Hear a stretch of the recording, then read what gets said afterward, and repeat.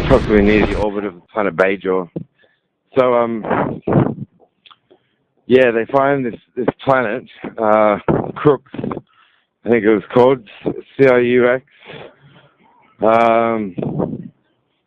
Yeah, and they're shocked because, like, they weren't a total xenophobic planet. They just weren't interested in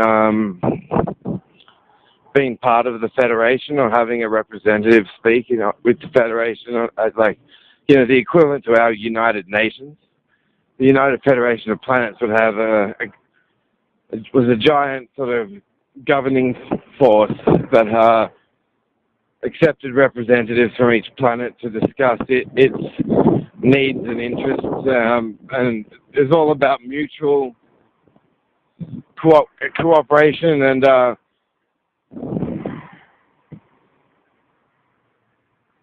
don't think the planet was named Crux. It's Crux or Crux. I don't know how to pronounce it. Scrux, maybe. I think it's Scrux.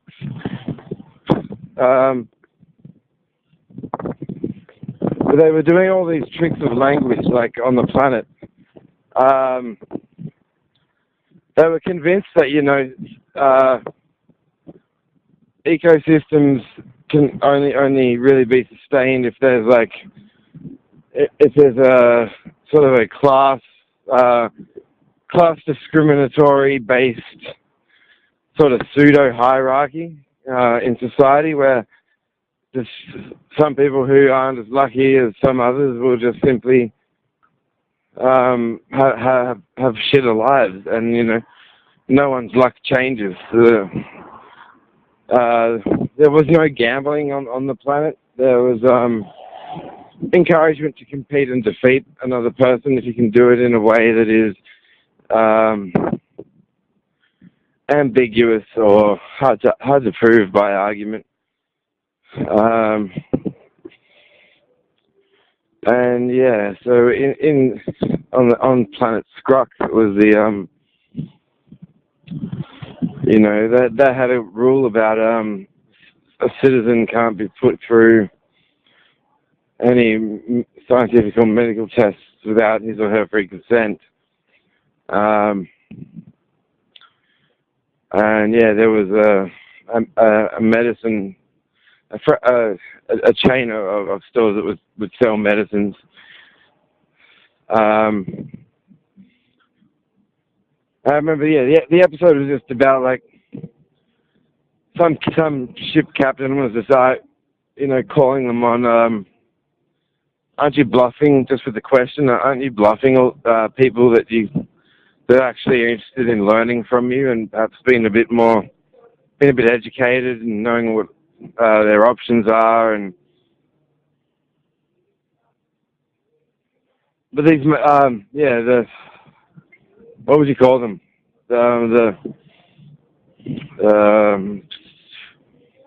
Like the kingpin, the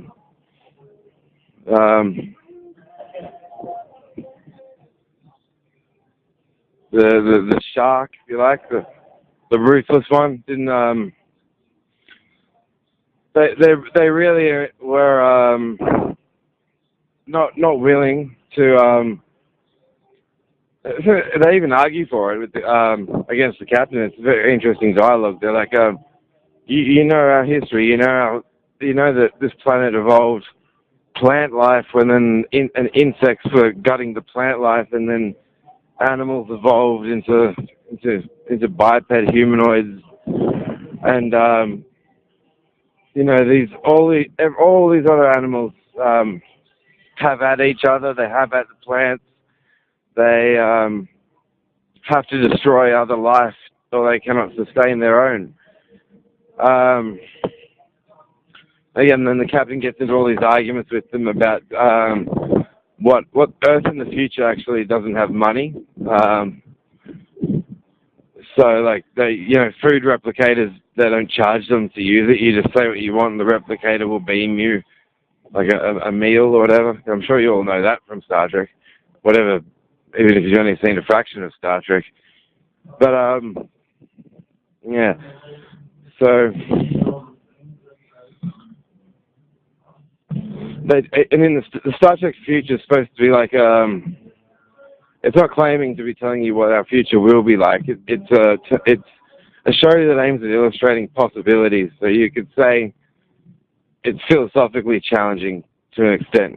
I think Lawrence Krauss wrote a book called The Physics of Star Trek, and that's a book where he he uses current knowledge of physics to debunk a lot of the objects in Star Trek.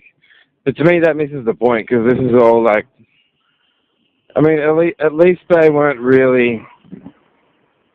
I think Doctor Who, like, the weaponry is pathetic. You know, Doctor Who using that same wand to fight anything and zap anything, and to me, that's a pathetic weapon for the future.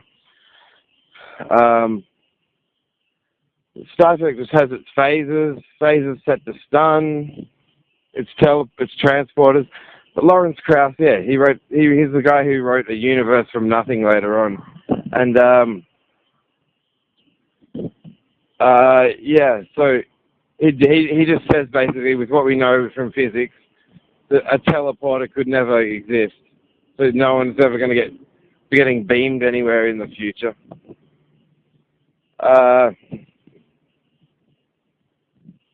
Yeah, so therefore, but then, yeah, back on the planet, this Kingpin, yeah, and all his business associates gather around him.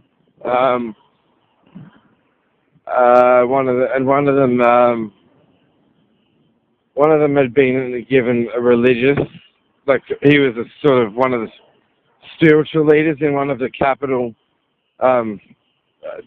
territories of the planet, of the planet's main land or continents.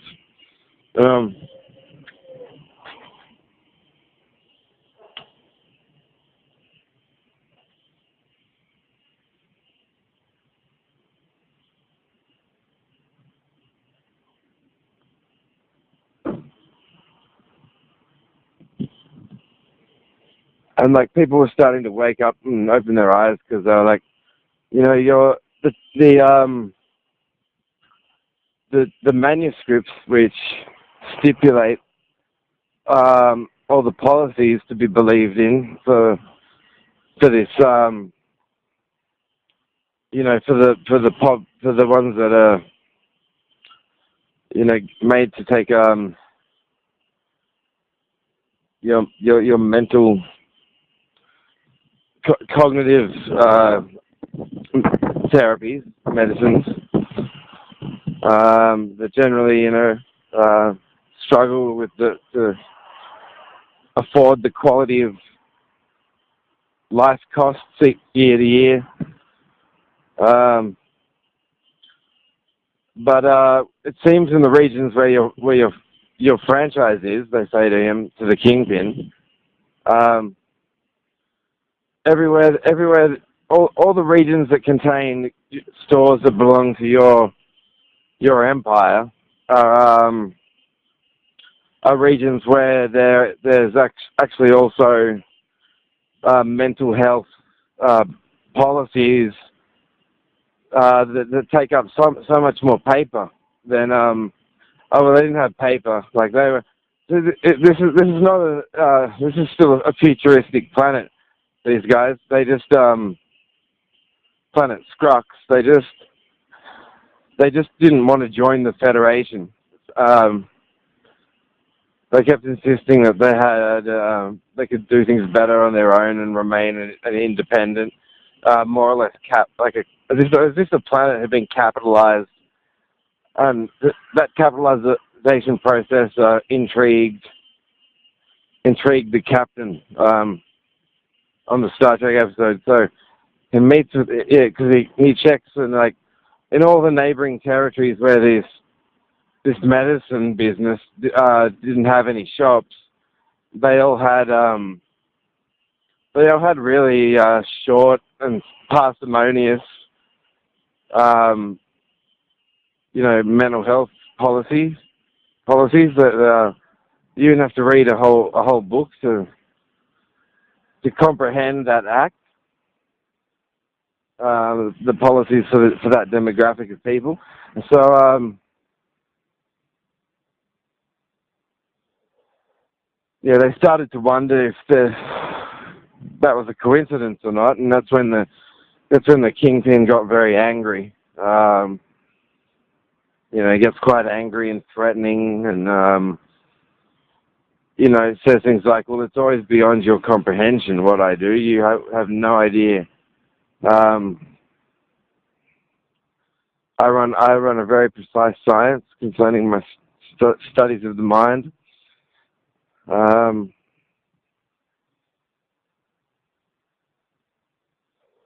But then they got skeptical.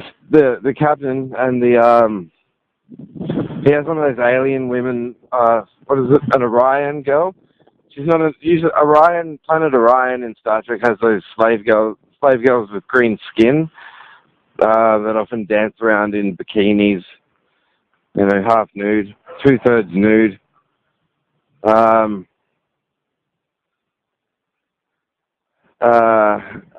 so but one of them had actually enrolled in Starfleet and studied, and she, I think, was an ensign or a helmsman on the ship. But she was part of the landing party when the captain, I can't remember the captain's fucking name at all. I need a coffee today. I really badly need one. But anyway, yeah, I like the Orion slave girl because, like, usually they do these really erotic dances. Orion slave girls have sort of been around since, well, I think perhaps since the original Star Trek in the 60s.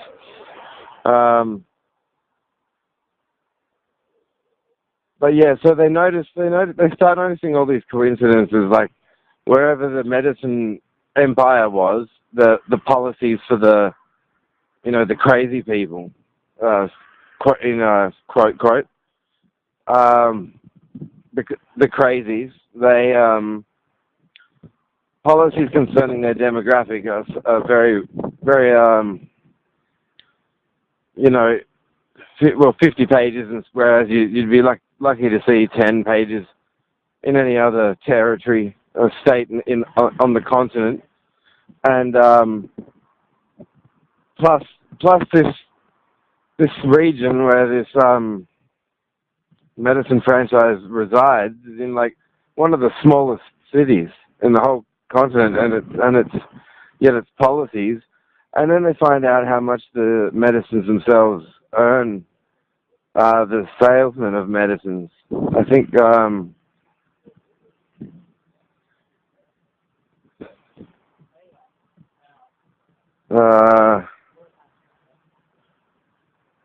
yeah, I can't remember the name of their professional title.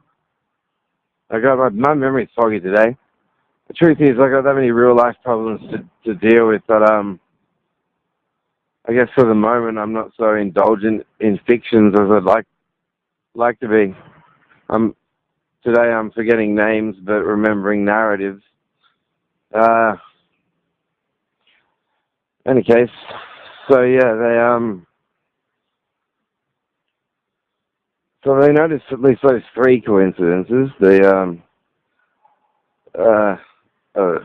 fact that if people were taking a certain category of medicines, then it'll promote, the idea. See, all of the ones that are crazy have some sort of profile that's more or less an annotation of the parameters in which their minds are said to function. So, and what it generates a lot of. It's a bit like the church using the story. The church using the story of hell to scare people into needing the church. It's like that same effect now, but it was going on in healthcare. And so the captain was trying to negotiate with them, saying, if you understood our planet Earth was once quite similar, and money was once really important to everybody, but at some point they stopped using that when the humans discovered warp speed and met the Vulcans for the first time, that's Spock's race. That was when they call it at first contact. Um, so after first contact, they started to learn about the cultures started to intermix, and they formed the beginnings of the Federation. And so Earth really changed once knowing it wasn't alone as a planet. Alternative energy sources new technologies were built for that. They abolished burning fuel for motor vehicles. They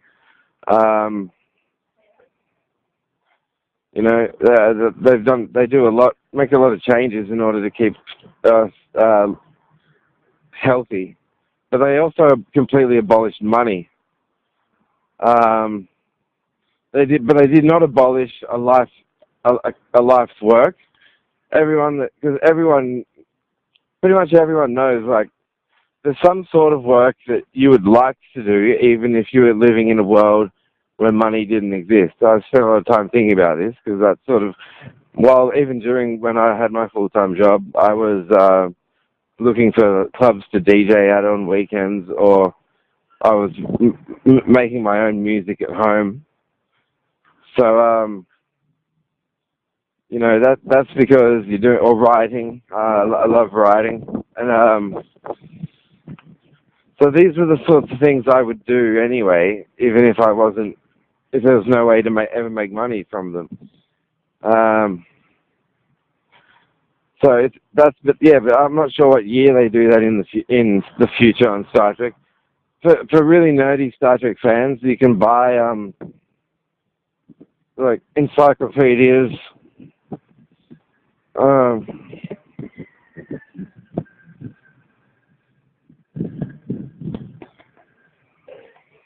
But yeah, the profiles for the crazy people were really, in a societal sense, they were generating an interest amongst the population. But it was sort of a fear-based interest, because everyone's less thinking, well, I hope I never wind up in that sort of a bind. And it's the Kingpin started to go. He didn't know what his own limits were, basically.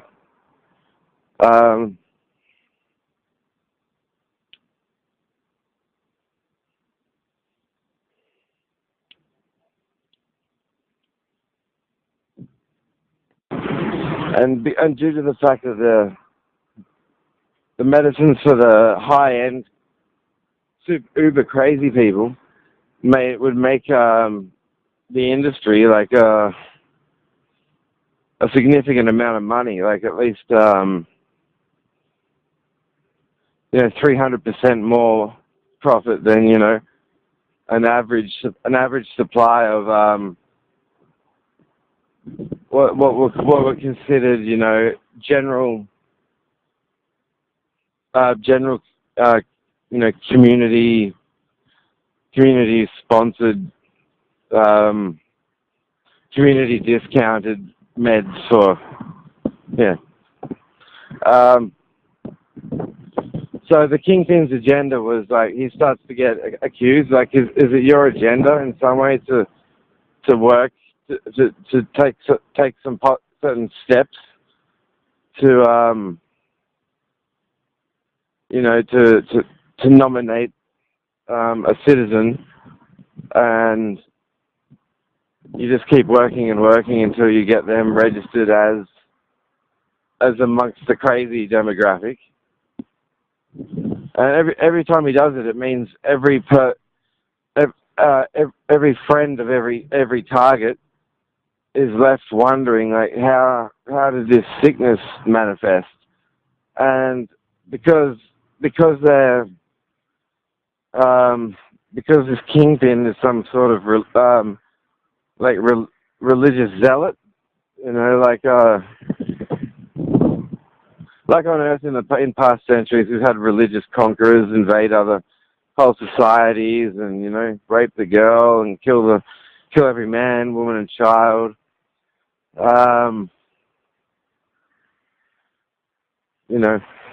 They're always they always think they're right in their own mind because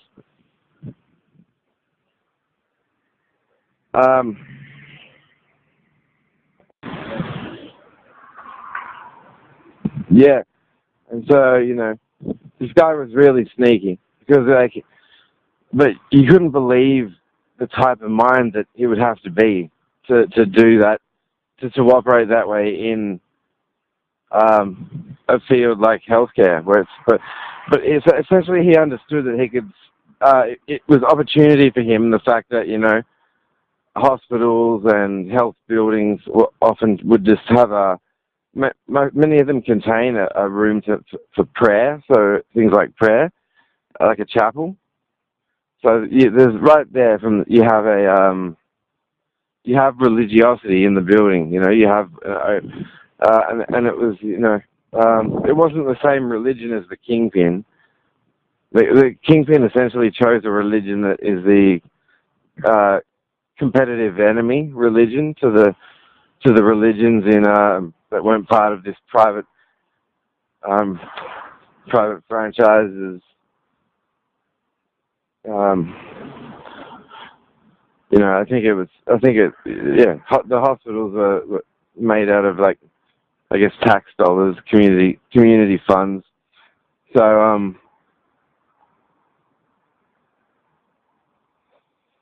but the Kingpin likes to make money out of them.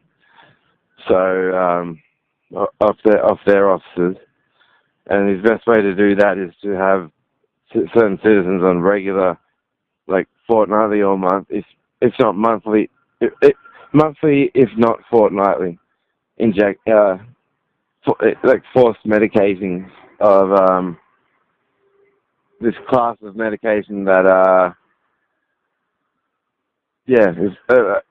expensive, really. So that each sick citizen makes any one of his shops they don't have the same. Yeah, they don't have the same currency. I can't even draw an analogy for that one. It's alien planet.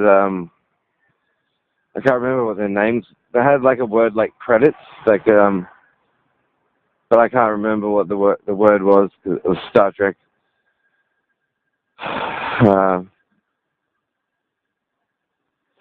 So in the end, they discovered that the Kingpin was practicing technological warfare. I'm sure all of you have probably read about in quantum physics the Doppler effect, which if you pick up a physics book now and look up the Doppler effect, you'll find like it's to do with the wave shifting, and the Doppler effect applies to, it said, all kinds of waves, light waves, sound waves, pretty much, light waves, sound waves, it's all, everything is waves. And the king, so a friend of the Kingpin actually had published these physics textbooks. They even started to discover in the second part of the episode that literature was being sort of skewed because the Kingpin didn't want them knowing about the secret gatherings to get more citizens on the crazy chart, crazy act, and so but he's always had to make it look like they've had some sort of breakdown, and so then certain critics start speaking out, and the response is, these are serious illnesses. It's disrespectful for you to say what you're saying.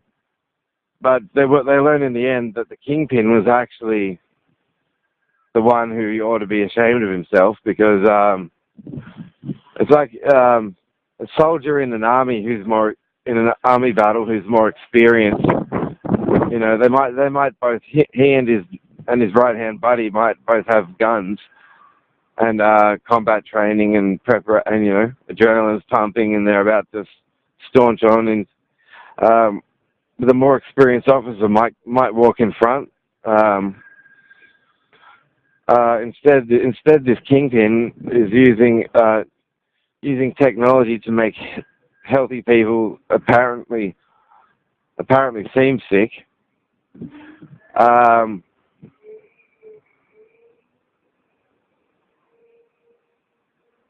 Because he'd studied to some degree the Doppler effect of Planet Skrukk's citizens' brain waves. So it's like for us here on Earth, we play there's that computer game, The Sims, or Age of Empires or Warcraft, where you're looking down on all these players and you can, play real-time strategy games. That's what this planet Crux that didn't want to join the Federation. Essentially, it was like a constant, unending real-time strategy game.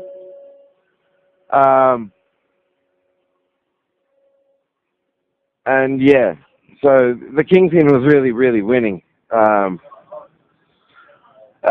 was winning because he was the only one wealthy enough and resourceful enough to have access to Doppler radar. Now, so a Doppler radar is a bit like Earth's satellite dishes.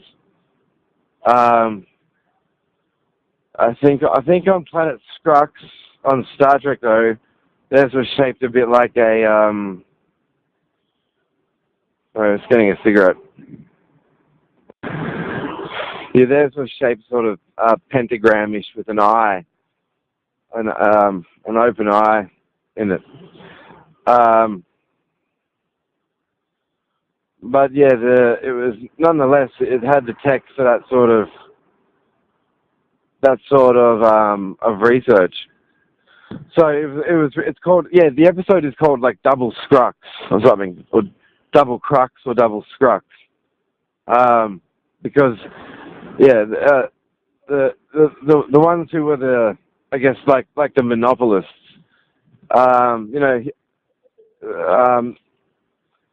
you had the poverty-stricken demographic, and they would regard the intellect of the monopolists as being like so much superior to their own. But this was because this was in part due to the Kingpin's ability to tailor information in accordance with his will for personal gains. Because he wouldn't want to help be like he wouldn't want, the last thing he would want to be is a universalist or an equality activist. So I mean, even he even knows that many of the things he would teach his own staff are going to likely invest them in years of illness. But what he had to do in that case was make sure that, as far as causality goes, he's able to confuse the sick staff member not to causally attribute the illnesses that they can suffer to their affiliation with the franchise and the work that they would do. Instead, he sort of would scapegoat the citizens, like some aspect of a given citizen's childhood, and say, well, we think this is a conflict that stems from all the way back here. Things that can't possibly be true, because but at least it meant that there was no liability or and so the Kingpin could feel a sense of perfection. Perfection meant a lot to the Kingpin, and because no species, like monkeys don't travel making sure that every other monkey has the same sort of banana productivity, and that they aren't all growing crops of batches of bananas in an even way. All the other animals are doing kill or be killed, or survival of the fittest. Every other species. So they had no interest. This planet Skrux had no interest in in joining the United Federation of Planets, and it had no interest in uniting its own planet, because they actually believe that if all of the bipeds on Skrux, like the Skrux's citizens, if they knew universal across the board total equality, the Kingpin's religious beliefs had him warned never to allow that to happen, or it's contrary to nature's course. And if you're in principle, if you're in contrary to nature's course, then how can you be a healthcare such a big gun in the healthcare industry? You got to be you know. So yeah, I liked it when I first saw that episode of Star Trek. I really liked it because it's the only time you see a planet like want nothing to do with the Federation, or since the Klingons. You know, the Klingons. It took a lot of fighting between the humans and the Klingons before they started to, empathize with the Federation and recognize shared interests and things like that.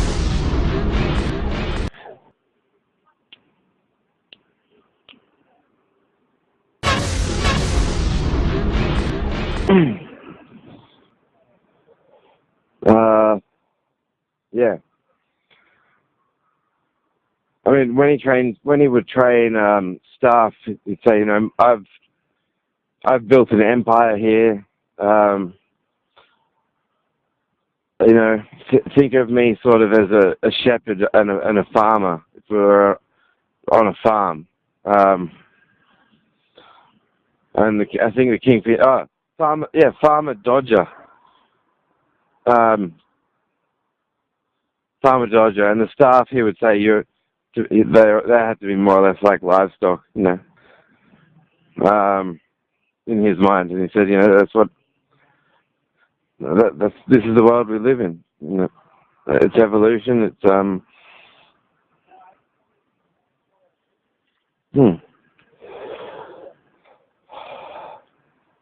Yeah, and of course, he wouldn't tell his own staff about the technological warfare.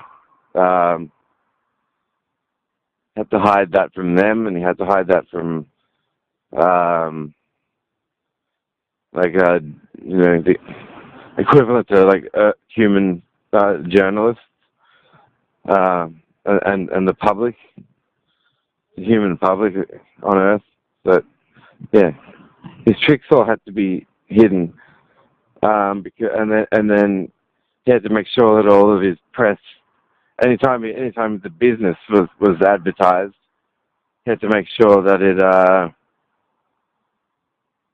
really kind of bragged about really kind of stated how proud it is for the difference that it makes in keeping citizens healthy.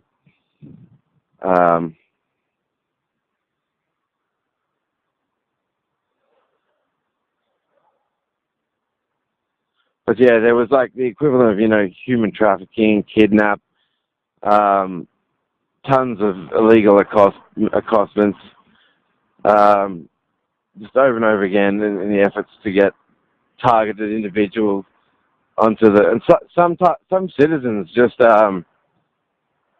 because a lot of education is a priori in nature, which we get that on Earth in school here. Like, they can be taught these a priori lessons, but they can only really become rote learned lessons where we drum them, we repeat the ideas so many times in our heads, they just become memorized, and that's rote learning.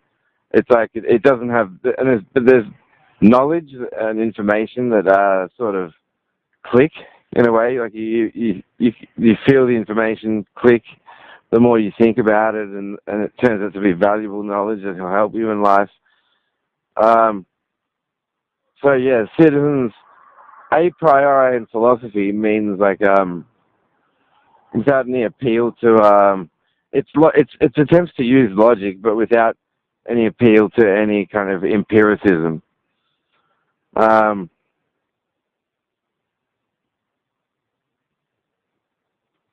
And so on this Star Trek episode on the planet Scrux, that was a similar deal that was starting to getting the Kingpin really worried about an expose,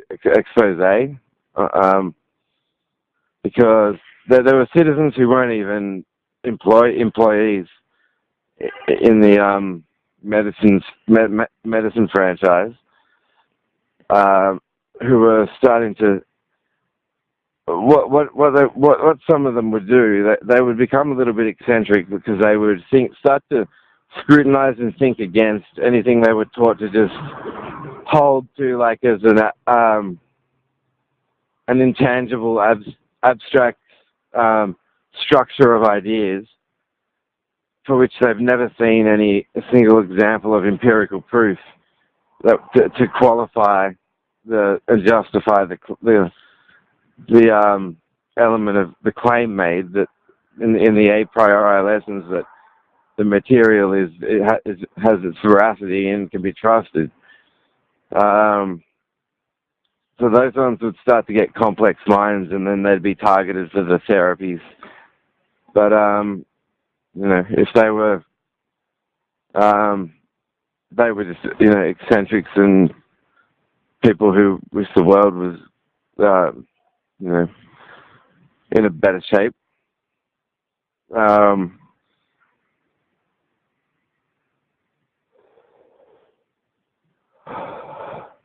Those ones get branded like martyrs and classed as ill.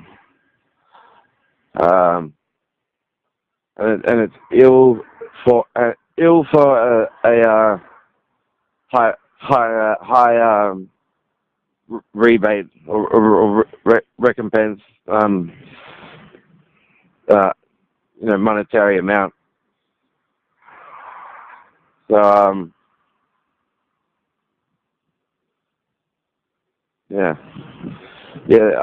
try and download that episode of Star Trek. If I find the episode reference, I'll put it on Deterioration. But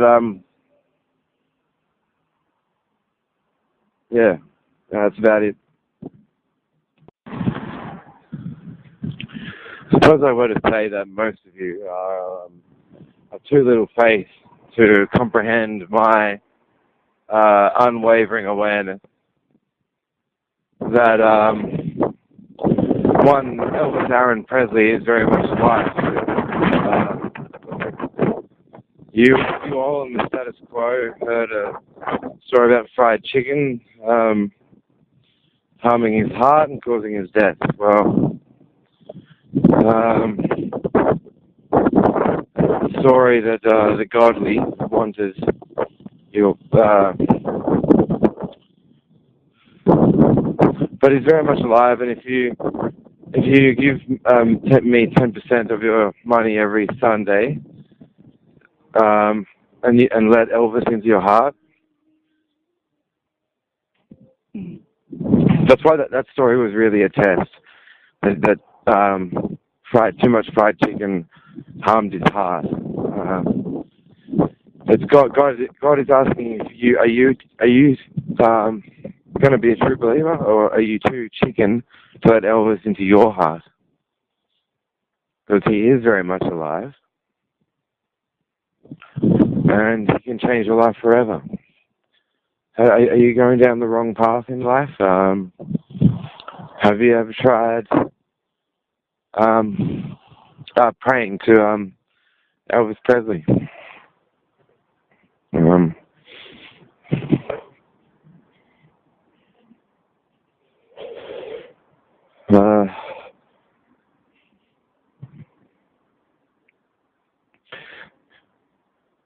Approximately 3 days after the cardiac failure that became documented, Elvis, of course, was back on his feet. He knew he had more important work to do, and it's really only those who can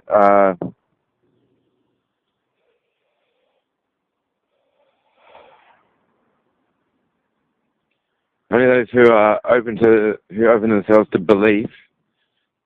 So if you don't believe that Elvis is still alive and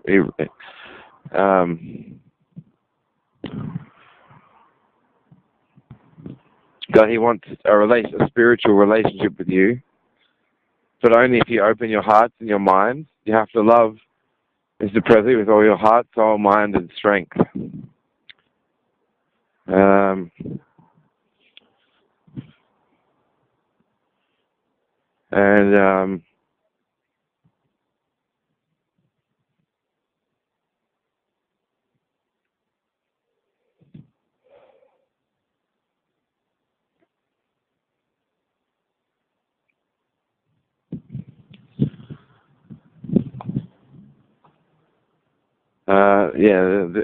Sadly, the lost souls are truly convinced that Elvis has died.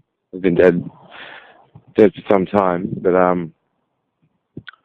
you have to believe. You have to want to believe. You have to surrender your heart, and you have to pray and ask, accept Elvis as your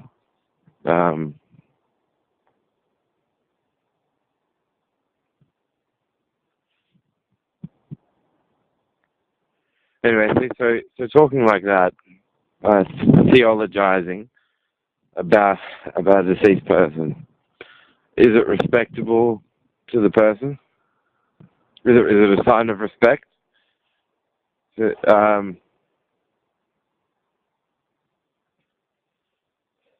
I think there's merit to statements like such and such a person's legacy should live on. The difference that people work hard to make in their efforts.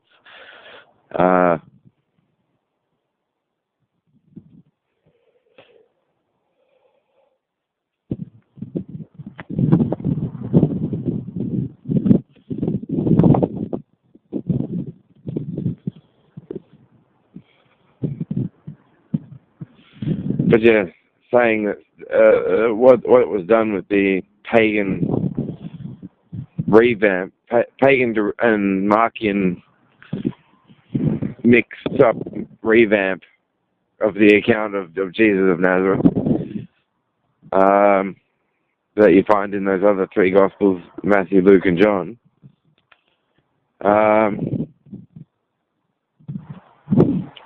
Means, I think,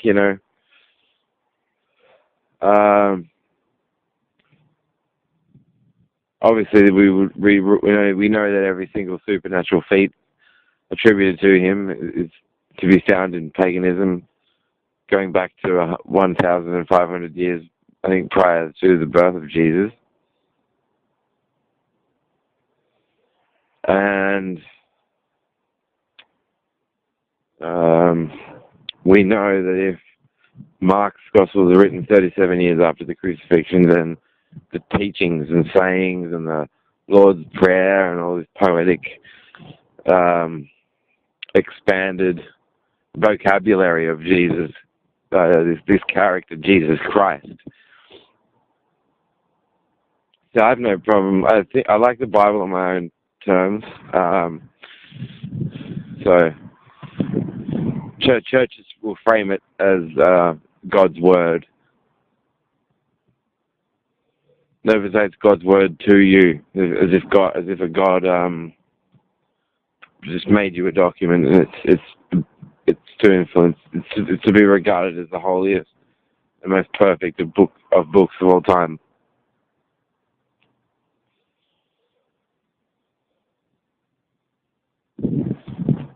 But because of the implications of separatively analyzing the Markian scripture, independent of the content in Matthew, Luke, and John, while knowing that Matthew and Luke both plagiarized out of Mark, it does limit and cut back what you could say, because Mark is also a sort of Chinese whispers hearsay based or inspired approximation. So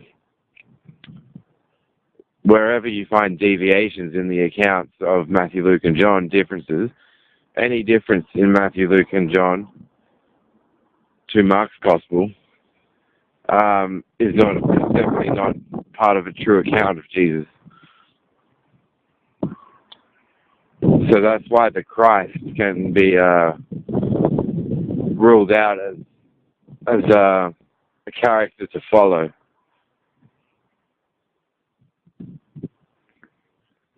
What you're really following is the plagiarism of hearsay.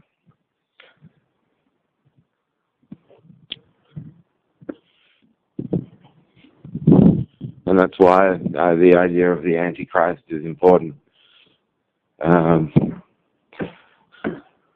Rebuking, essentially, the guide, the idea that there's guidance in those other three texts. There's and then the Marquis de Sade says the same thing in his dialogue. Three of the four are totally dubious. But yeah, Mark on its own, the Gospel of Mark on its own is a tragic story, but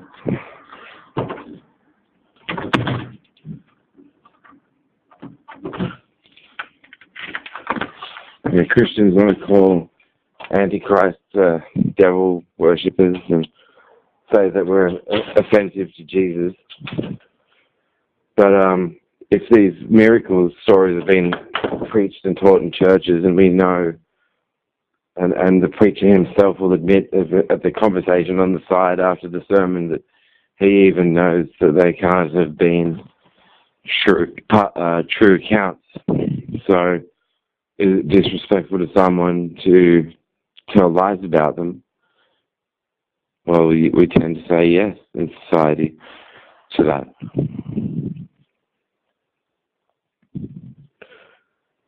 So my argument would be probably, as far as Christianity goes, Antichrists are able to show more respect to the person Jesus of Nazareth and what he stood for, what he seemed to stand for.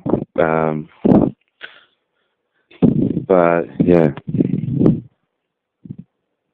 we don't feign we don't feign veracity in plagiarisms. It's based on 10 and 15 years later, and then 10 years later after that, the significance and the importance of the Christ increases as the Gospels get rewritten and rewritten and rewritten. Christ becomes more powerful. The God-bothering talk becomes more prevalent.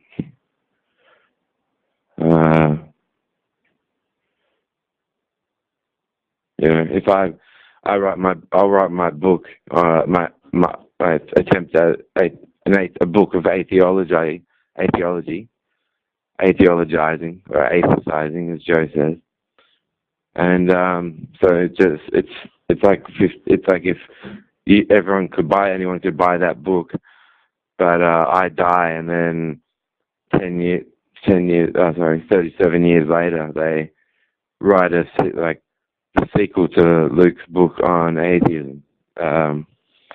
It's a story about Luke healing the sick and walking on water and walking through walls, and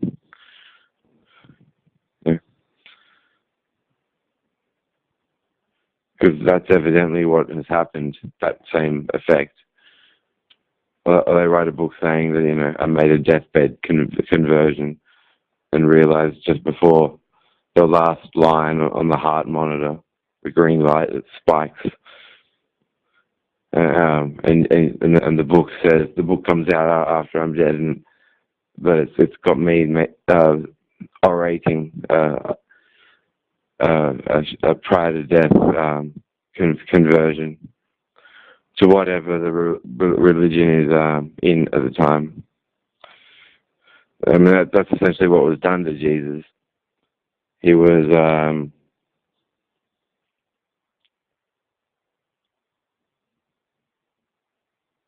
he was remixed, you might say.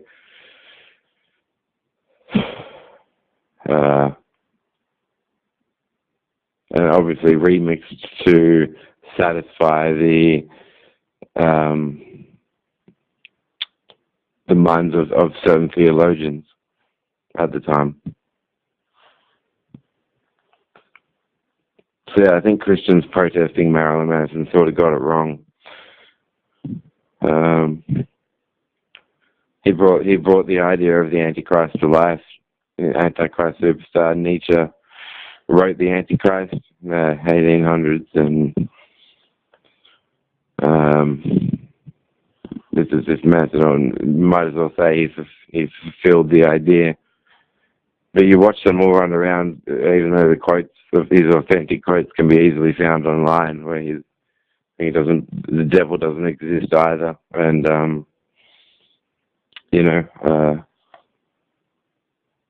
I couldn't possibly be against Jesus because your religion killed him and what he stood for.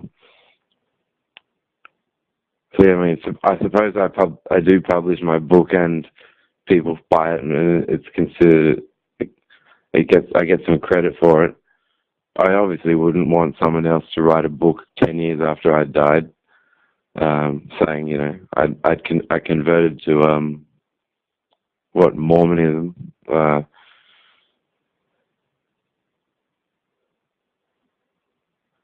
So it's about knowing how to destroy whatever gets in the way of our ability to persist in being true to ourselves.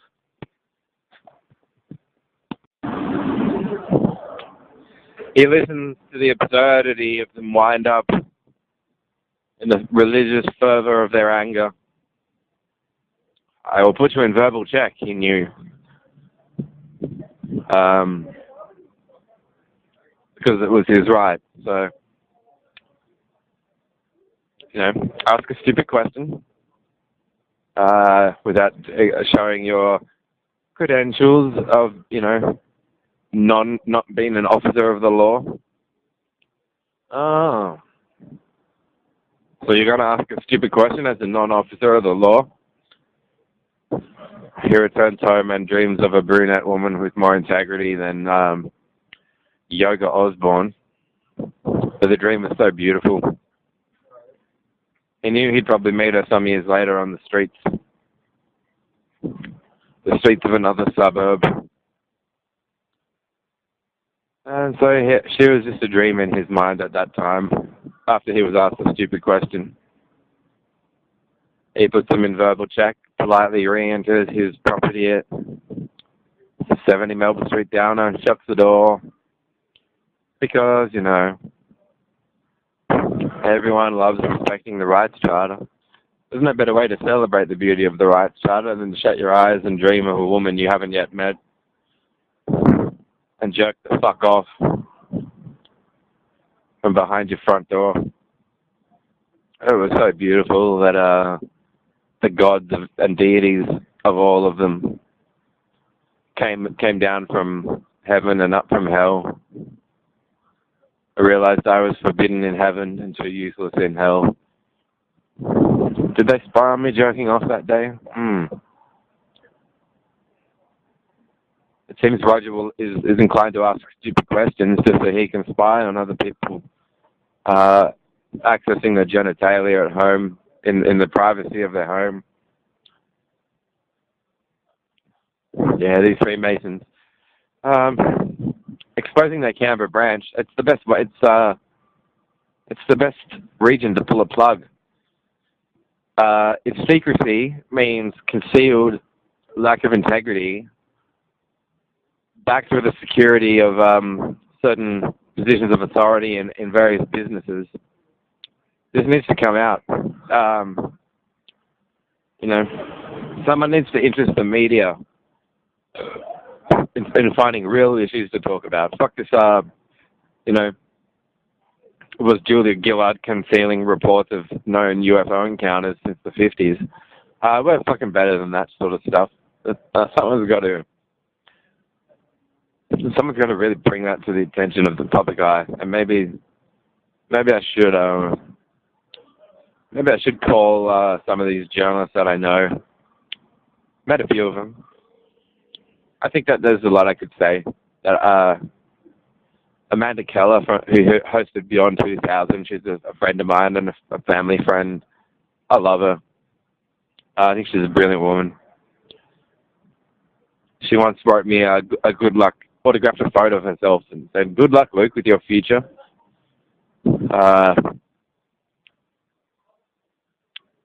Instead of being in the media, I chose to invest time in working with multimedia, which is a multitude of various forms of media: guitars, amps, recording software, mixing software, production software, VSTI plugins for synths and sampling, DJing, studying how aphorisms and what goes into lyric writing.